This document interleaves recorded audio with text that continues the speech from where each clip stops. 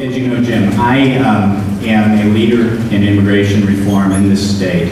I passed, and the governor signed last week, a bill to give Missouri the strongest law fighting illegal immigration anywhere in the country. I absolutely, unlike at least one of my opponents, oppose amnesty for illegal immigrants. In other words, I oppose a Ted Kennedy, McCain-type amnesty guest worker program. No, we need to secure our borders first. I will always oppose the amnesty. We have the immigration laws on the books. We need to enforce them. We need to, at the state level, of course, we can assist in the enforcement of federal immigration law, but we must remove the magnets to illegal immigration, and the mother of all magnets to illegal immigration is amnesty. We tried it before. It was a terrible failure, and I will always oppose amnesty. Thank you. Jim, I'll answer your first question is, do we support amnesty? No, absolutely not. I support the temporary visa worker program. I do believe that the caps need to be raised on that. I believe they're antiquated. They were set back in the early 90s, if I remember correctly. We need to up those. How do you battle illegal immigration in this country? It's a lot more than just building a wall. It's a lot more than just deporting all the illegals that are here. And it's a lot more than passing more laws upon the already existing laws first. And I can say that because I've met with people who have decades of experience working with the border, military personnel, law enforcement agency folks who've actually been working in this mess for years. And to build a wall would be just simply sticking your finger in the dike. And to sending everybody home on a plane is going to cost billions of dollars, because first you got to find them, then you got to contain them, and then you got to send them home. I think one of the big areas, Jim, that we need to talk about is border security. And one thing that a lot of people don't talk about is the fact that, and I was briefed on this when I met with law enforcement agencies, Jim, there are hundreds of miles, folks, that fall within the sovereign Indian nations on the border of both Canada and Mexico that you never hear about.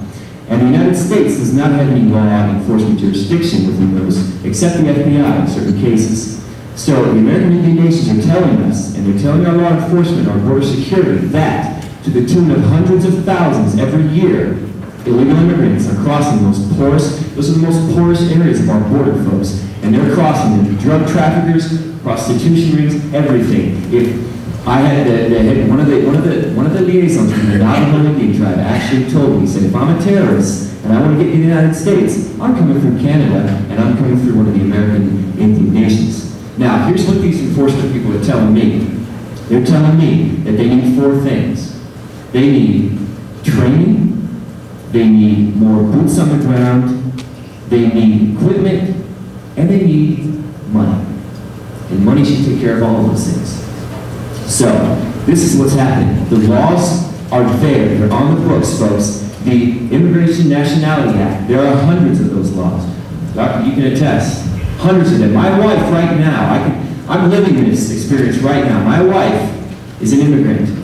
Samuela, born and raised in the Republic of Italy, and going through every hoop that our government makes immigrants jump through when they play by the rules. And let me tell you, it is a long, arduous process, and it's very expensive. And part of the problem, too, and part of the solution, I think, is getting to know why these immigrants are coming here. Let's get to know why they're so desperate. Who's benefiting from it? The employers who are knowingly hiring them, yes, and the recruiters who are 99% of the time American citizens who are trafficking them up here, and the immigrants themselves.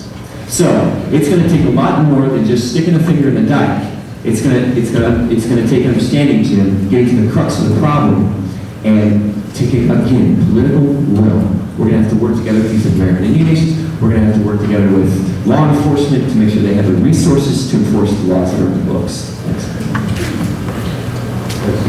Well, of course, I supported the immigration reform that we worked on so hard in the last 3 or 4 years. And I believe that we're leaders here in Missouri for our nation as as to how that should be handled. However, I understand at the federal level that amnesty is always, something that comes up and people are very upset about it. Some on one side of the fence, some on the other. As a public school teacher of 28 years, I can tell you right now, if you reward bad behavior, you're going to get more bad behavior. There is only one way to tackle the problem, and that is not to allow amnesty. Thank you, Jan. I also believe in amnesty. I think people who have come here illegally, it undermines the people who have done it the right way. And we're rewarding bad behavior, and that is not what we as Americans are all about. I think there's a better way to approach this from the standpoint of allowing people in. I think we have to secure our borders, but of course, we have a need for a lot of workers in this country. I think one of the ways you can do that is by just raising the number of visas that we allow in, or perhaps lengthen the time that we can be here. Those are just two easy ways that we can solve part of the problem. But we do have that group of people that's here. We need to get some, I think we need to get documents with who they are, where they are, so that we can deal with it at that time. One of the ways that we can disincent people from coming, and that's a problem right now, is there is incentive to come to this country. You can get a job, you can get health care, you can get education, all of it free. At some point, if we disincent this so that people can't get a job if they come, you have a program where they have to be documented in order to get a job.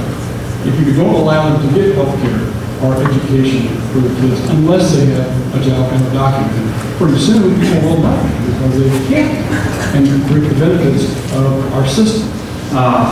What should we do with businesses? I think we do need to penalize them because they're getting an unfair advantage.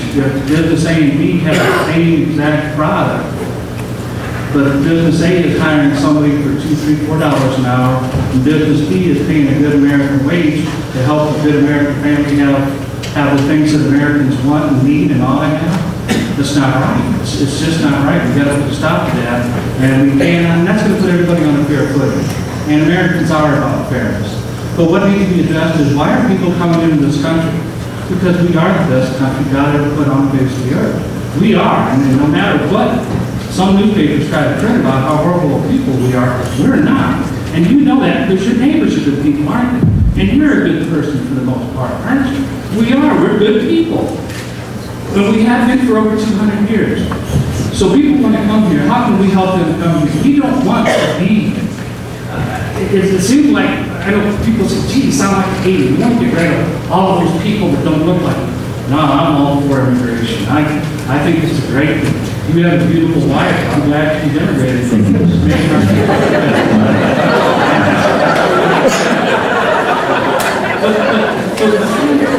Why do people want to come here?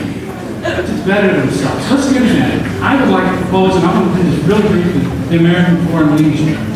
And not as mercenaries, it would be a treaty partner, there would be fighters. And we would put these in groups. There would be maybe a South American group, maybe an African group. These people would come here legally. We would educate them. We would feed them. We would clothe them. And there would be at least 3 groups. There would be a medical group, so we could teach them to be doctors and nurses. There would be a construction group, and there would be the military group. So we could have boots on the ground. If there's a conflict in whatever part of the world, we would send that group. There are people who know the culture. That's why we are so bogged down in Iraq. We sent people over there without knowing the culture. We won the war in a couple of weeks. And we're still fighting the nonsense that the politicians put us into because they didn't know how the Iraqi people were going to act with us. Why not have this group of foreign fighters in the battle? Let's teach them construction, and that would be a path to citizenship. If they don't want that, they could go back to their country after so many years. And there would be doctors and nurses and construction people and military people. We could use them in places like the Appalachians where people need help. We could send these groups and help out there.